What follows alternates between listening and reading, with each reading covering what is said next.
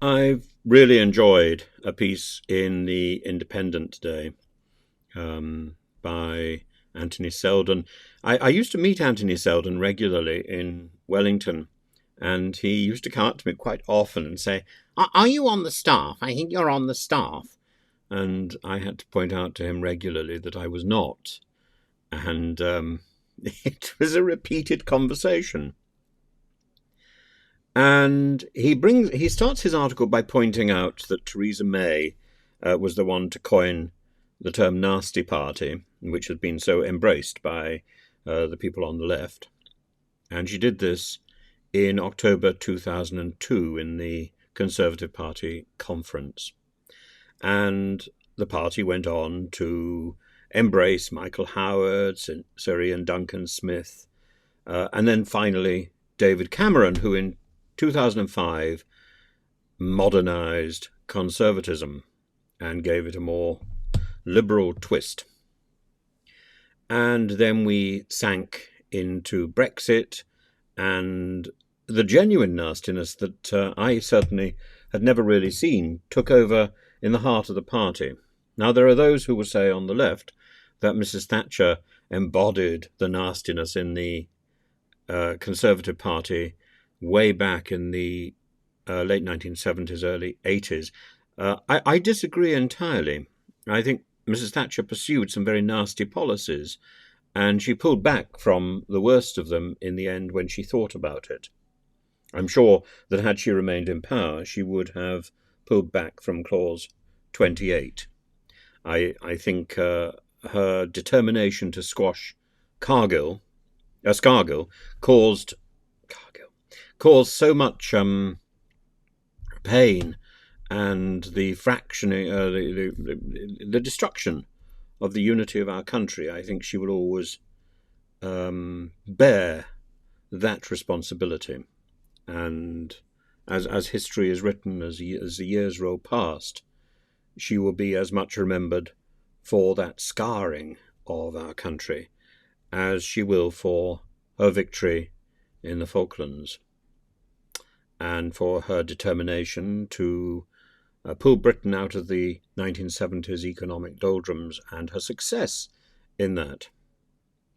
She was extraordinarily successful when it came to PR, when it came to her image, because her image had been so defined as somebody who was tough. She didn't need to make any effort to appear tough, which is the misreading of people like Theresa May and Priti Patel and Liz Truss. Mrs. Thatcher was really not tough at all. Mrs. Thatcher was thoughtful, was kind, was considerate, listened to people who didn't agree with her. And it may come as a surprise to people on the left who want to pillory her memory. She kept up a correspondence with Tony Benn until she died, and I think that says almost everything. I can't imagine that Liz Truss keeps up a correspondence with people in the Labour Party or her former home in the Liberal Party. And I have a lot of time for people who reach beyond their own tribe, and I have very little time for those people who are stuck in their tribe and go along with everything that they say. So Seldon says that Rishi Sunak, for whom he has respect, I entirely agree. Rishi Sunak is one of the brightest prime ministers that we have had in number 10.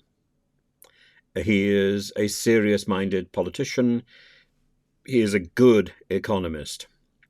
He is a thoughtful and principled individual, but he is hell-bent on getting that 5th election victory for the Conservatives. And I'm afraid it is out of his grasp. If he hasn't understood that yet, somebody needs to take him to one side. But I'm afraid, as Seldon points out, he is surrounded by advisors who will never tell him this. And they will tell him instead, they will egg him on that not since 1832 has a political party won a 5th general election in a row. And they will be telling him that only by pursuing right-wing policies is he going to guarantee that. But his right-wing policies are proposed by somebody who is so utterly vile and who comes across as a person with no redeeming features at all. I cannot believe that that is true. I cannot believe that is true. And yet that is the image that Suella Braverman wishes to pursue, and it is one stage worse than Priti Patel. At least with Priti Patel we knew that she was a bully. With Suella Braverman, she aspires to dream of viciousness. She aspires to viciousness. Priti Patel fell into it, maybe by mistake, and she was forgiven. Suella Braverman wants it. And I don't understand why somebody would be so keen to effect that image. And even Theresa May, since leaving the Home Office, has tried to soften her image. And she's tried to soften her hair. And in many ways she's succeeded.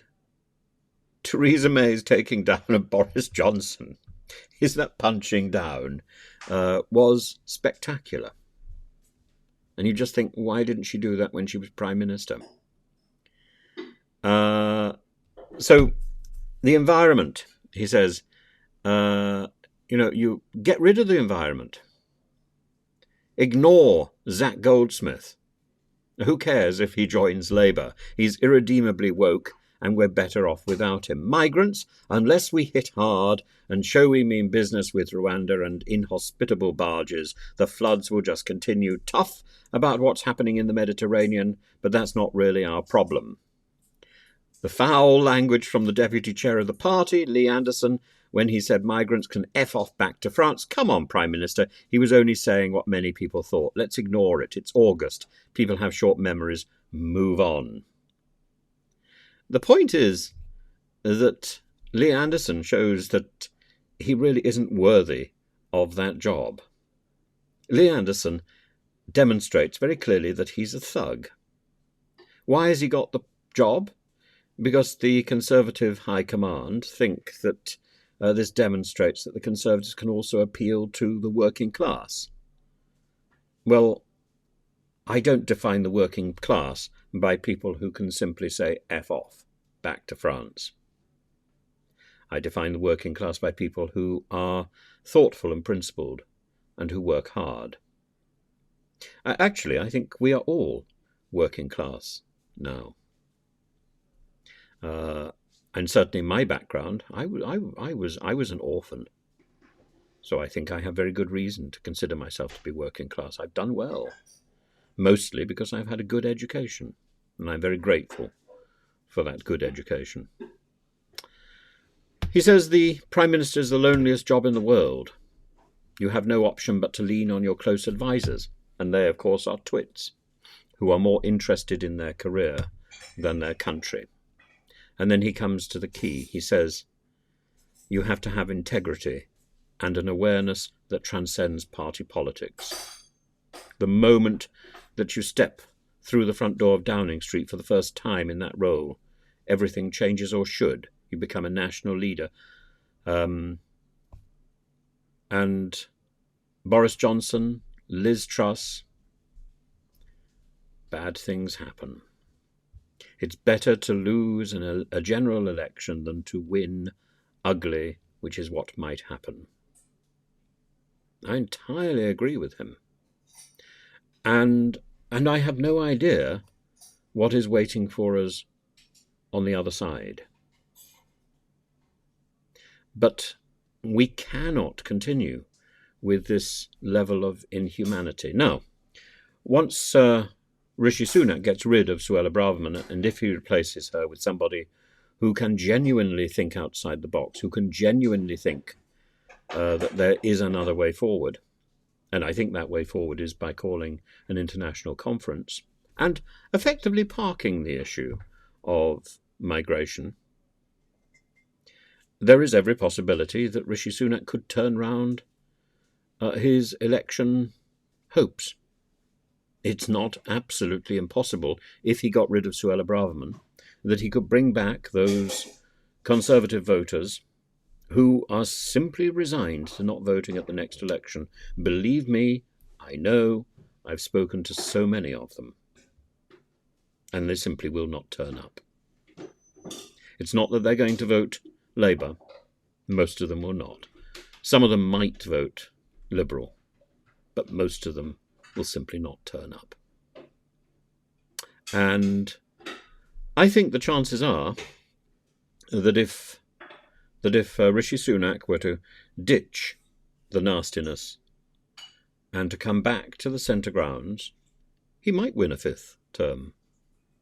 Without that, not only will he not, but if he continues down this route of hard right, he stands a very good chance of destroying the Conservative Party forever, and it will never be back in power.